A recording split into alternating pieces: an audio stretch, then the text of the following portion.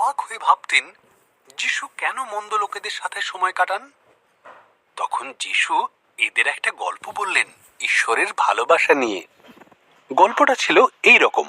একজন লোকের দুটি ছেলে ছিল। ছোট ছেলে বাবাকে একদিন বলল, তুমি মারা গেলে আমার যা প্রাপ্য হবে তা এখনই আমাকে দাও। বাবা খুব দুঃখ পেলেন আর তিনি তার সম্পত্তির অর্ধেক ছোট ছেলেকে দিলেন।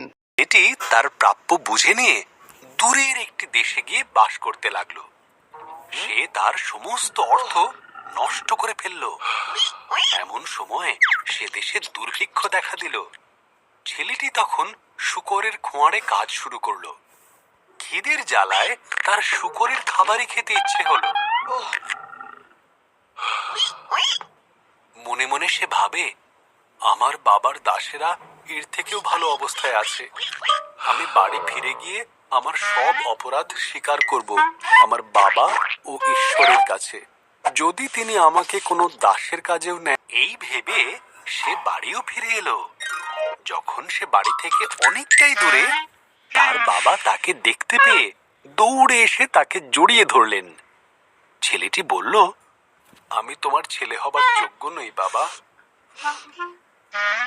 ছেলেকে বাড়িতে ফিরিয়ে এনে বাবা দাসীদের হুকুম দিলেন, সেরা পোশাক দাও, ওর আঙুলে আংটি পরাও, সবচেয়ে ভালো বাছুরটি রান্না করো। আমার ছেলে হারিয়ে গিয়েছিল আর এখন তাকে পাওয়া গেছে। ছোট ভাইয়ের ফিরে আসা নিয়ে বাবা ভোজের আয়োজন করেছেন। এই কথা শোনা মাত্র বড় ভাই খুব রাগ করলো।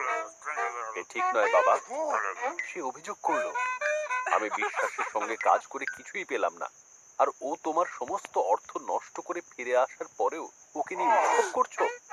বাবা তার উত্তরে বললেন, আমার যা কিছু আছে সবই তোমাদের। তোমার ভাই একদিন মৃত ছিল, আজ সে জীবন পেয়েছে। ও হারিয়ে গিয়েছিল, এখন ওকে খুঁজে পাওয়া গেছে। তাই এমন দিনে উৎসব না করে কি থাকা যায়?